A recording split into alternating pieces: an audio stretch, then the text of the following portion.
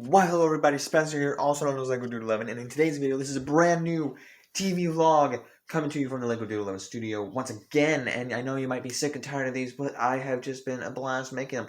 Instead of doing a full-on review over here, at my, table here, my recording table, but I wanted to share with you a couple of things, or a few things over on Disney Plus that I really love. I love this content that Disney Plus does, and also there's one movie I checked out on Disney Plus as well. So that I just wanted to include here in this vlog for you that I hope you get a kick out of. So if you do, please don't forget to hit that like button and be subscribed to the channel family down below, and keep up to date on all of these vlogs that I make here on the channel, and movie vlogs, what I do, and college vlogs for next year. Let's keep it up. So don't forget to be part of the family and see what's coming up always in the future. And let's get onwards and forwards to what is in this vlog. So the first thing I watched on Friday was this Mickey Story of a Mouse, and I really get a kick out of these sort of Disney, or the things that they put onto Disney Plus here, like these 1 hour. This was 1 hour and 30 minutes, and like 1 hour and 26 minutes with credits, whatever. And I thoroughly enjoyed this. Anybody that's a fan of Mickey Mouse, Disney, I'm sure people might watch this, but like if you're like, oh, this is too long, I don't need this, or oh, why should I watch this?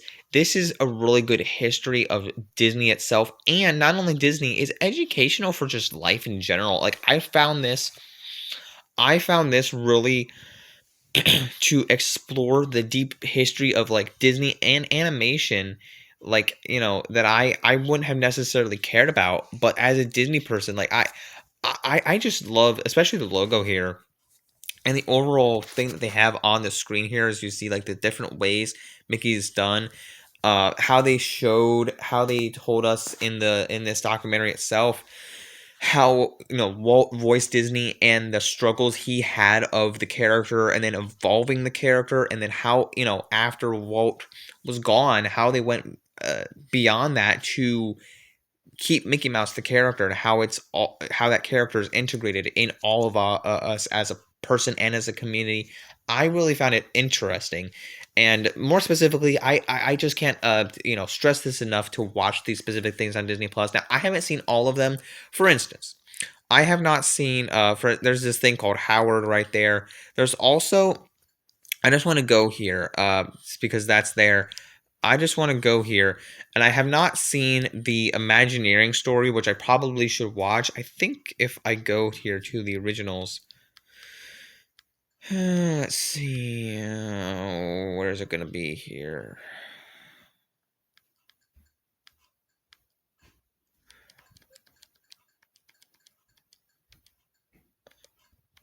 It's probably somewhere here in the, it's probably actually not there.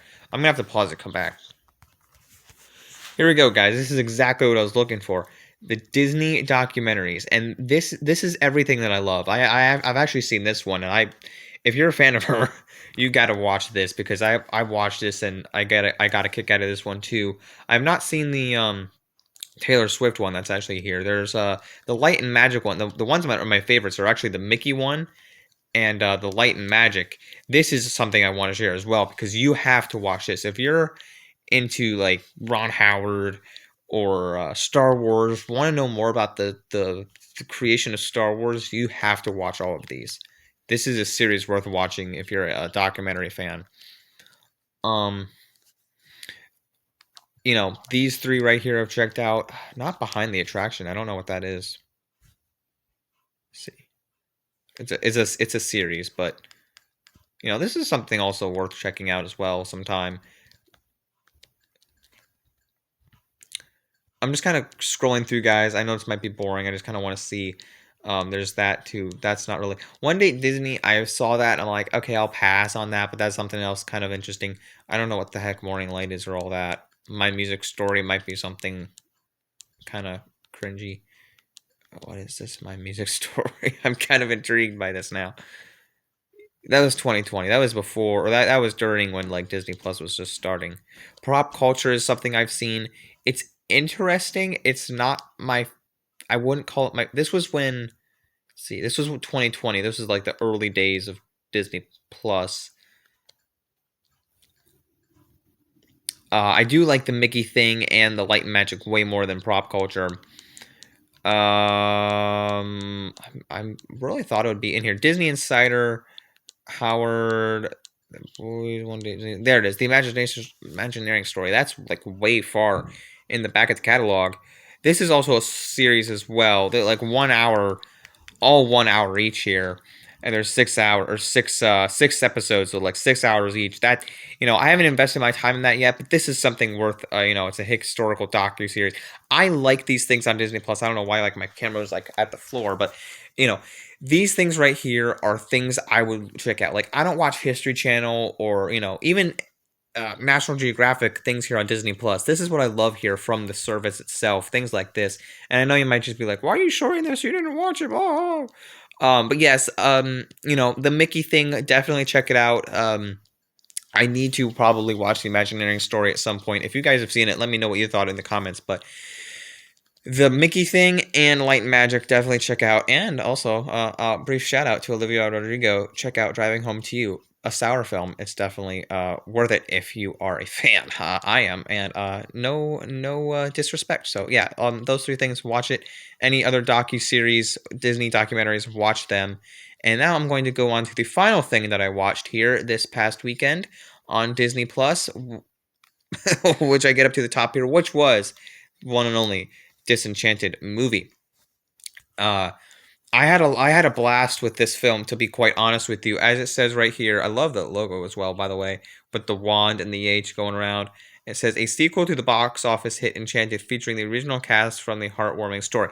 Now, actually, I should be a little bit more specific there. That there is another description once you hit like Disney Plus on your computer or something on a different device. It does come up with a different description of it. So I don't know why there's two different descriptions of it, but I had a blast with this film.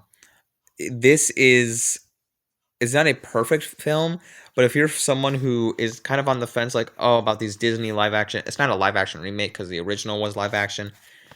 But if you're like, oh, it's a sequel, it's direct to Disney Plus thing, like, I'd give it a watch.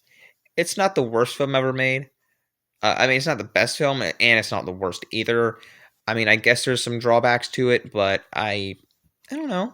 I had I had a good time with it. Like, I wasn't like bored with it or by any means. So that's saying something. So yeah, I recommend this film. I know it's very vague. I don't want to give too much away. I do love the cast does not miss a beat in this film. These three actresses right here. I don't know who that is on the right there, but her, whatever her face is, I know her. I think, is it Octavia Spencer?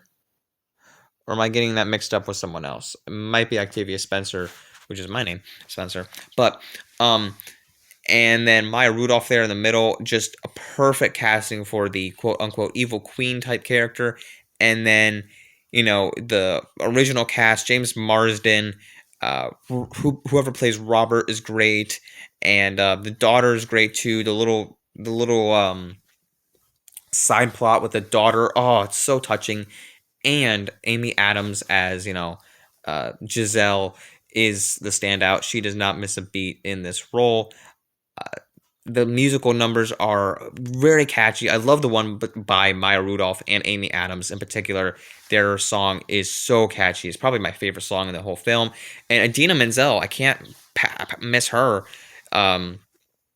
She gets a couple songs to sing in this film as well, or maybe just one. I think it's just one song, but throughout the film, and it is great. I mean, she's from Frozen and Wicked, so she's a musical person. But she in the first film, she didn't really have a singing role. So this film, it's neat to see that. So I recommend this film. Yeah, the twist is really interesting. Like, I know I saw the score on Rotten Tomatoes, and I haven't really read any reviews, but like people, I don't know if really into it, but I like this the way Amy Adams, I'm not going to give the full spoiler, but like what happens, but what Amy Adams does, the transition she has in this film for what happens with the twist is incredible. She nails the turns and how she acts and everything. So if you've seen this film, let me know in the comments below of what you thought of it. What have you seen any of the docu-series that I was just talking about?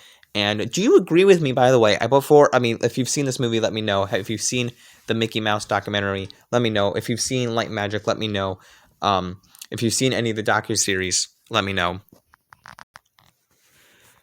But also let me know, do you guys agree that you really enjoy the fact that Disney Plus uses the platform for like these like National Geographic and these docu-series in particular, or do you not really like them at all?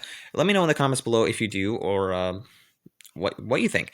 Don't forget to like, subscribe, follow me at Instagram at Boba Fett Jedi Master. Links down below somewhere, down in the description. Don't forget to like, subscribe, follow me, and as always, don't forget to keep calm and play Lego. Bye, everyone.